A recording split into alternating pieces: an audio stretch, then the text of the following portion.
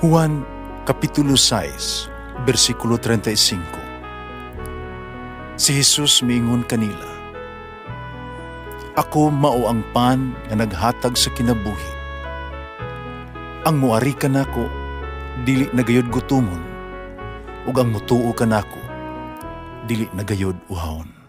Ang mga puno Pan sa kinabuhi.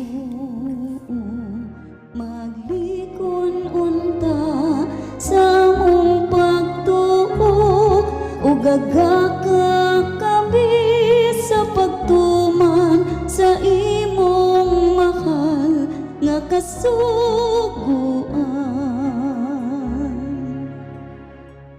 Ang ginawa kaninyo. Santos Ebanghelyo sumala ni San Lucas. Sa mga adlaw ni Ana, duha ka mga butununan naglakaw padulong sa Emmaus.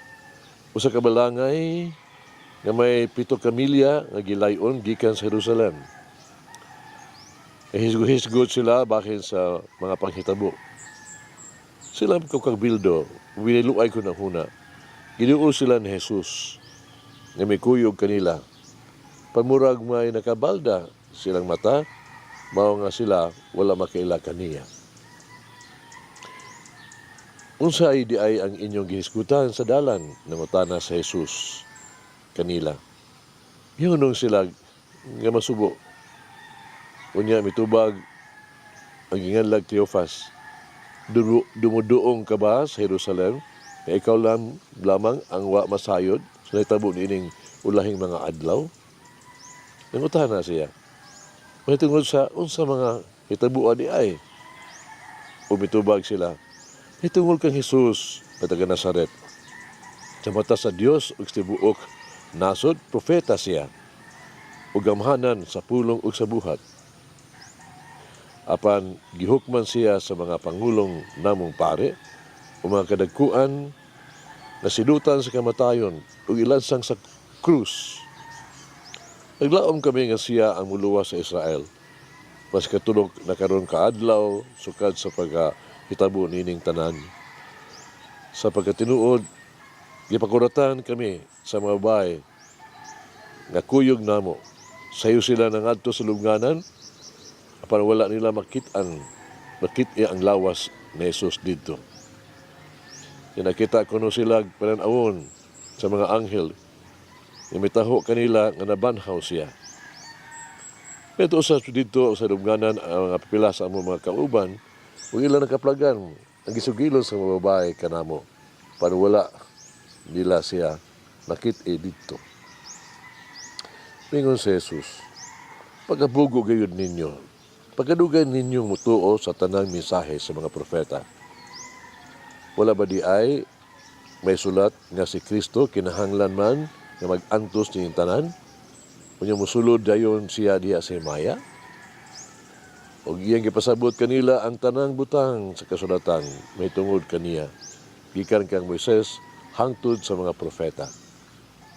Sa duol na sila sa balangay na ilang adtuan. Kung paunta si Jesus nga padayon, panggipugnan nila siya.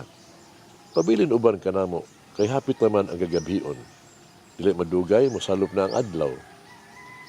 Busa, misulod siya o mipabilin uban kanila. So dito na sila sa lamesa.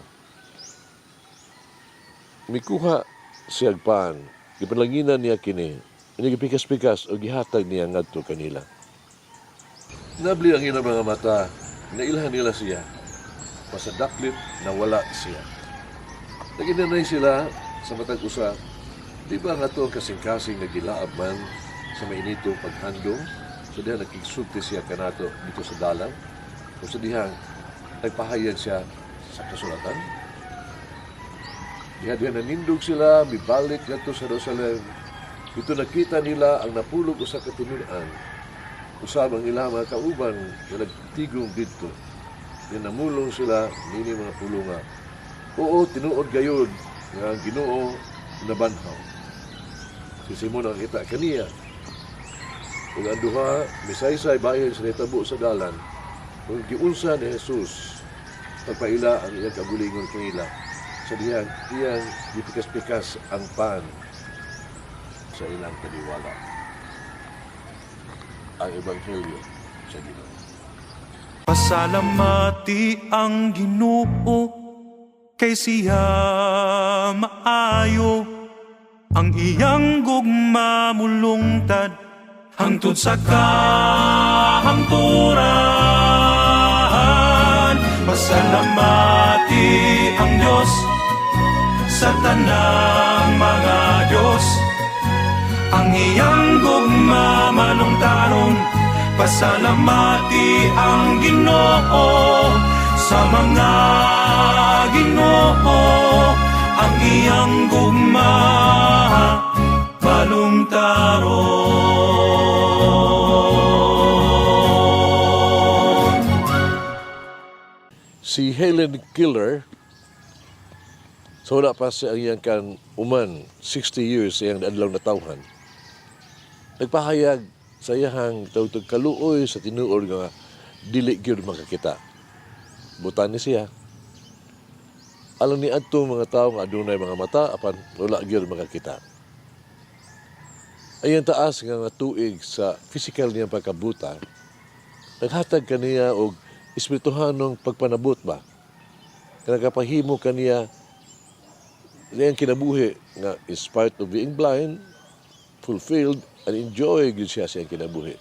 Bisa pas pagkabuta niya. Siya maingon, kung ang mga buta, mubutang ang ilang mga kamot, put their lives into the hands of God.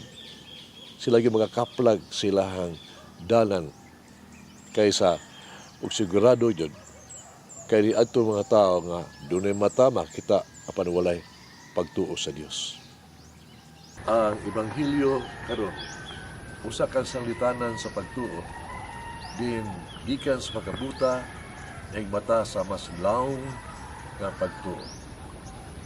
Nasugod kini sa duha ka disipulo ba nga nagpaambit sila ang kasinatian bahin kay Jesus ing gisaad nga Mesiyas. Pan sila ang limitado nga pagsabot. Nasabtan lamang sa Jesus nila isip usa ka political liberator ba ang luwas sa politikantong laran. Ang ilang pagpanabot nagpadayon sa bag-o panghitabo ya yun sa pagkawala ni Jesus kita sa lugnanan o pagkita niya o pagkita sa tubangan sa mga pilang itinunan. Ang ilang kalibog o kihingawa lundagan diya nga ito ang Ginoo sa paglabay ni uban kanila nagpasabot kanila pinaagi sa mga kasulatan kung giunsang paagiha sila kinahanglan makasabot sa tibuok nga paghitabo sa saad sa Dios sa kaluwasan. Kini ang bahin nga nagpahindom kanako sa unsang paagi si Kristo sa atong relihiyon ba karon paghatag og kahulugan sa tuang adlaw nga kasinatian.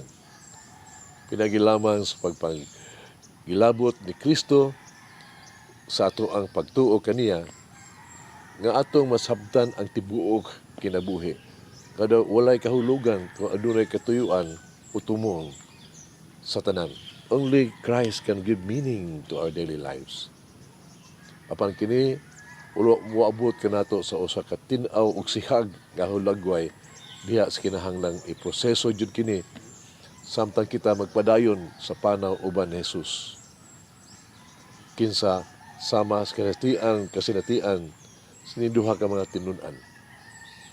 Nagpadayon o nagpabilin nga dili makita apan hilabihan nga nagilaab ang ilang kasing-kasing ug mga nahuna sa iyang mga pulong ug pagdasig hangtod sa panahon nga kini nakaabot sa punto sa pag-ila sa pamilyar kaayo nga Eucharistia nga selebrasyon isip sentro sa tinuod nga pagtuo. Hinaot nga ang maong Ginoo magpadayon pag uban kanato sa tuang panaw bisan sa padaghan pagkaayong babag nga nagbuta kanato sa pag-ila kaniya sa tuang adlaw-adlaw na kinabuhi. Mag-ampo kita.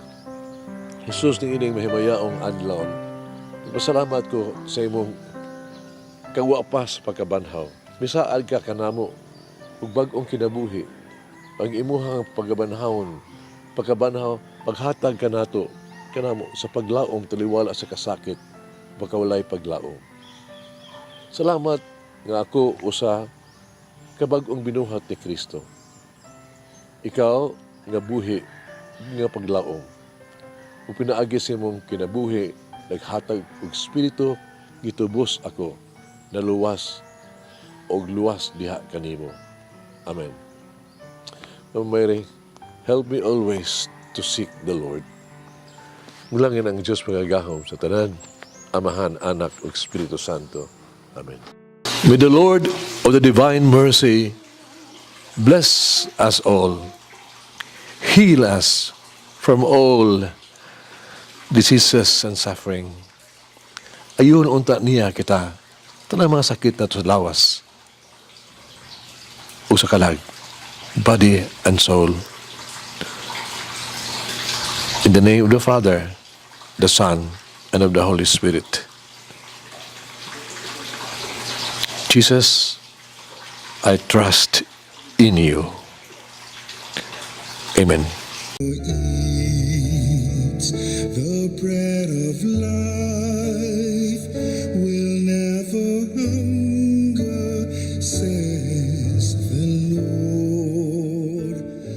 Kay galaan inyong nabati ang pagpaambit ug hamubong pamalandong sa pulong sa Dios, pinaagi sa tulumanon, pan sa kinabuhi, nga gidumala ni Monsignor Daddy Silva. Hangtod na usab sa sunod higayon, daghang salamat. The bread of life.